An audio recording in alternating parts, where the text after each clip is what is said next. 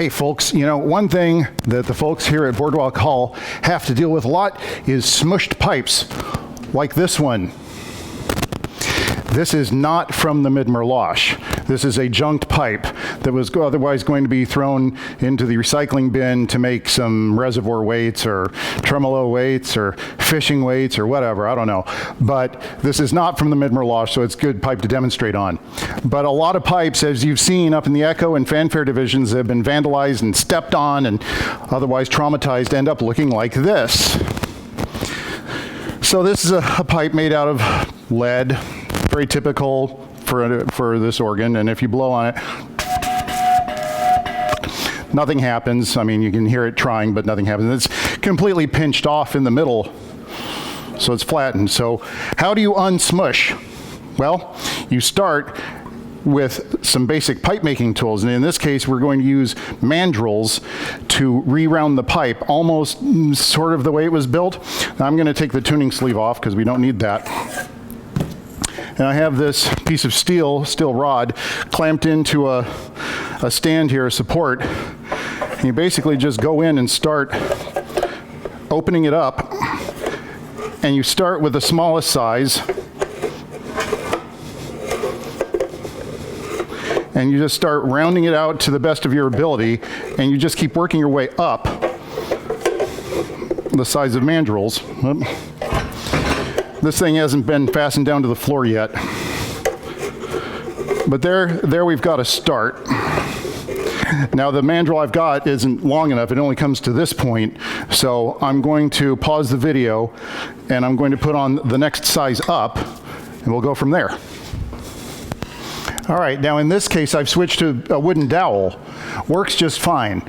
And there's no set order that you go in. You just go from smallest to largest until you can get a mandrel which is as close as you can possibly get to the finished diameter of the pipe. So let's do it again. Now the thing is, you have to be careful, and there's only so much you can do in a situation like this where you undo the flatting of the upper lip. You try to avoid that. You try to stay down here so that you don't round this out. There are some pipes out there that are made with deliberately rounded upper lips that continue the circumference of the pipe, the curvature.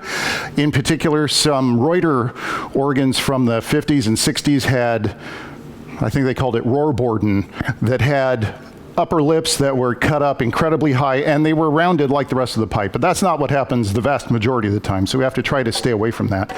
So now that I've opened up the pipe, I can reach in and start going through there. Oop. This is actually being held down by the door behind it.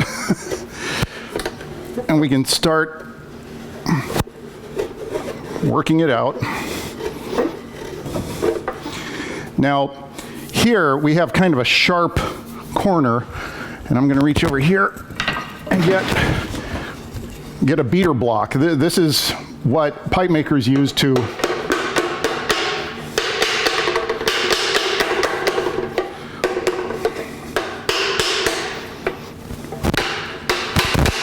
round a pipe on a mandrel. Now, obviously, this is not going to finish rounding this out, but we're just trying to get it starting to get rounded out.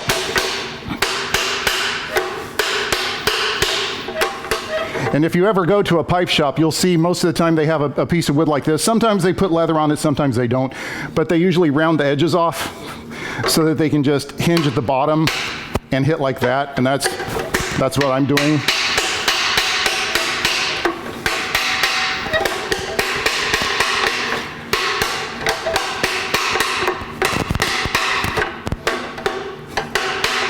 Just to start. Now you can see it obviously isn't very pretty, but it's starting to come back to shape now. Now I'm going to change the mandrel again and go up to the next size, which hopefully will be pretty close to the finished diameter. All right, now I've switched out to a big steel mandrel here, which is pretty close to the diameter of the finished diameter of the pipe. Pipe shops, I mean like the companies and pipe organ companies that actually build their own pipes from scratch, have complete sets of mandrels, both of wood or metal, either way, in lots of varying diameters. you can't have a diameter for every single kind of pipe you're going to make. After all, if you've seen my scaling video, you have 61 completely different measurements for every single set of pipes, and you just, that's not practical. So you get a good variety of them, and when you roll the pipe metal around, you're making up the last little bit of the diameter, in some cases with the solder seam being slightly wider, slightly narrower, to make up the difference. But here, we're pretty close to the finished diameter of the pipe, but it's still pinched off a little bit here, so we just start rounding it out and getting it in there, okay? And I stopped here so that I'm not gonna round out too far down, and we just keep pounding.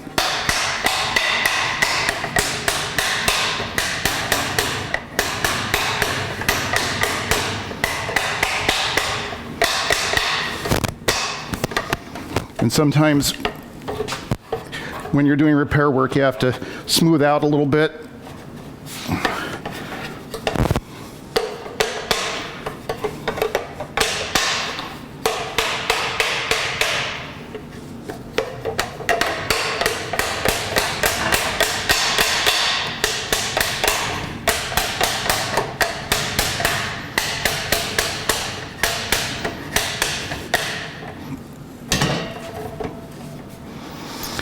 It could use a little bit more down here. I'm going to move the mandrel in a little bit more and try to get that rounded out just a little bit more here.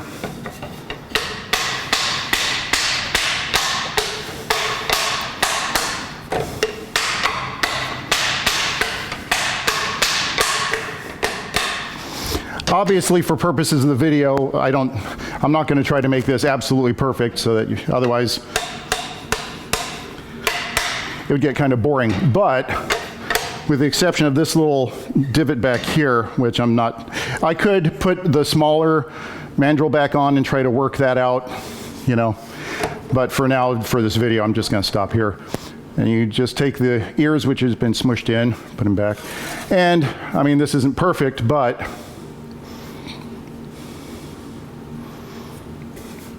and the proof of this is in the speaking. Speaks perfectly. So that's the basics of how you de-smush a pipe. There it is. So the next segment, we're going to go downstairs and we're going to show you some soldering techniques when de-smushing isn't enough. So there's a lot of pipe repair that requires a lot more than de-smushing. There's de-smushing, cutting things apart, and then soldering them back together.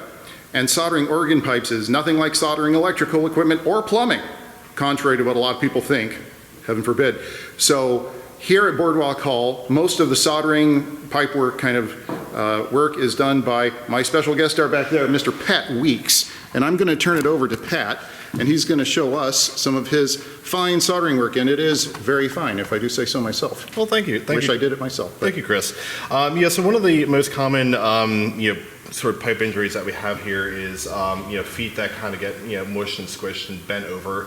One of the things that we'll do a lot is I'll actually just lop off the foot, straighten it out, round it back out, and then reattach it to the rest of the pipe.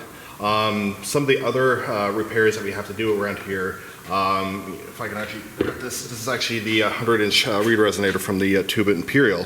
We actually found that for quite a number of these resonators, they actually had cracking right in the middle of this the linen lead portion here. So I've already gone through rejoined the seam. This is what it looks like. Nice and shiny, nice and smooth. It's beautiful. That is exceptionally good work. Yeah, and this is actually kind of a great example of how you know that you're kind of doing things right when you have a nice smooth domed bead there. Yeah, well, you get the light to reflect off of that, and you can see that it's a nice smooth mirror finish. The ones, including me many times, you get globs, and it never smooths out to a nice seam like that. But there you know that the heat control is perfect and the technique is perfect. Right, and as you said, when you have kind of a globby, uneven surface, that's actually the metal telling you that your temperature is actually a little low. Now, on the opposite end, if it was too high, of course, the solder seam would actually widen, and if it's on the more extreme end, you basically just burn a hole right through the metal. So anytime we're doing any pipe soldering, we'll always protect the metal. I'm using the popular masking tape method. We can use like a gum arabic mixed with whiting to kind of create a sizing.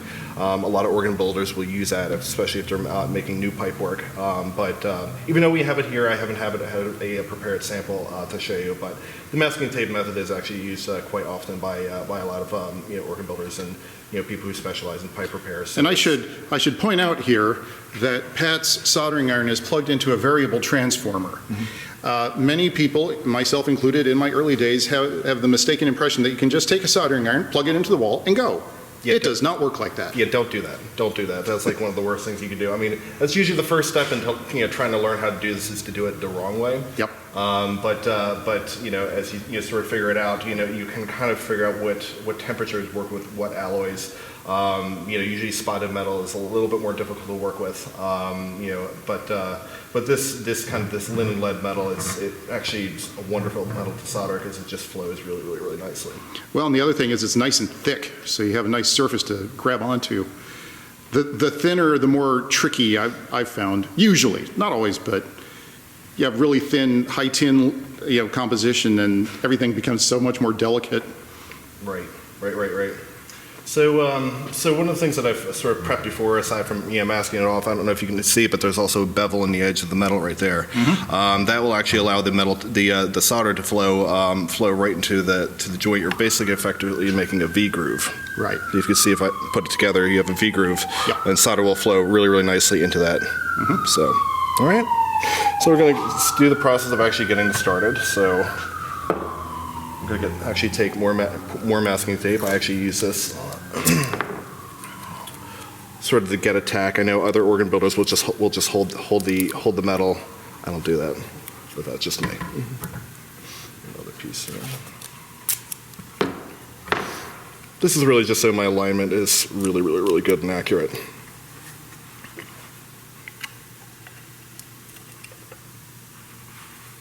Actually, what you could do is just use lots and lots of tape and not solder it at all.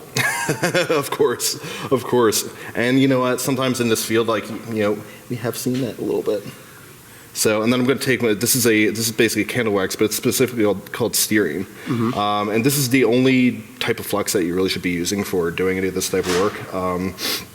Anything else, it will just not flow correctly. Regular, electrical solder, it's not going to work. Right. This stuff, which is, again, was what church candles were made out of, is the perfect soldering flux. Which is so funny because when I started all this kind of thing, it's like I'm putting something greasy on a metal joint that I'm wanting to solder. That seems to be so counterintuitive, as opposed to using acid flux or rosin that kind of etches away. You're taught to make everything so clean, and here we're putting something waxy on it, and it works. You have to do it that way. Right. So what I'm going to do is I'm just going to do kind of like a basic tack. So I'm just going to rub a little bit of stearine on here. We have a little bit of solder. And pick up a blob. Right. We have a little bit on the end, flutter on the end, and I'm just going to really go. Maybe a little bit more here. Yep.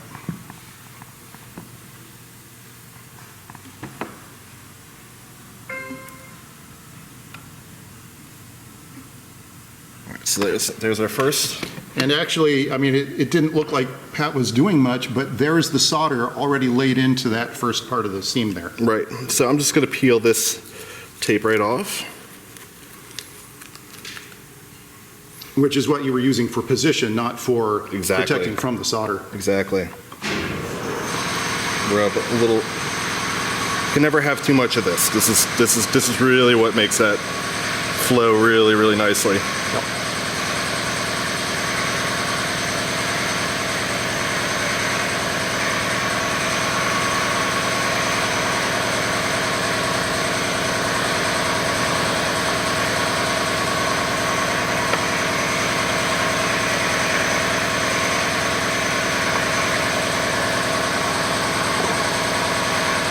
I like to use a lot because that's it's what makes my life easier. Well, and another point about the heat control for when you're doing pipe soldering that people out there may not realize is that the metal will actually get thicker and thinner with heat, and when you're right down, near the eutectic point of it, it actually gets to the point where you can like pick up a little blob. If it's super hot, you won't be able to pick up a blob like you just did right there. Yeah. And that's another part of the heat control. A little bit on there. Yeah.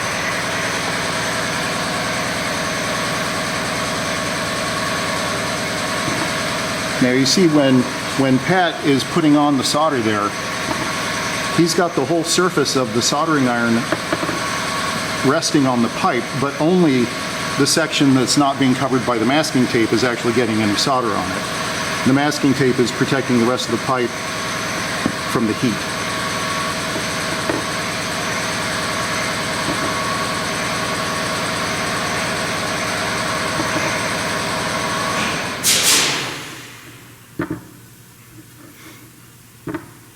It's usually the first pass, and then I will usually rub more steering on it.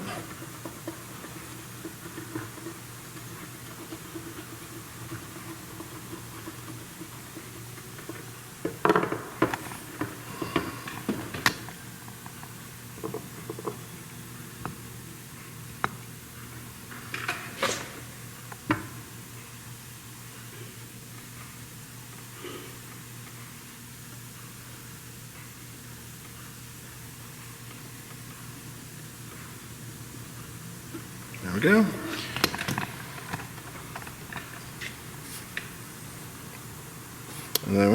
And then to finish it off, I'll take the tape off, rub it down with a little acetone, and it should be good.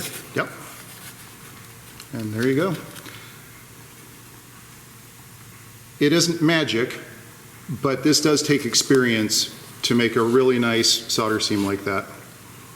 And that is some nice work there. There you go. So there you have it from the man himself. Yeah. And that's very nice. Thank you. Very nice. So there you have it. That's your pipe repair primer on January 29th. Thanks to Mr. Pat Weeks for agreeing to be in the video and doing that demonstration for us. And hope you got something from it. See you on the next time. See you in the next video or something. Maybe I'll edit that out.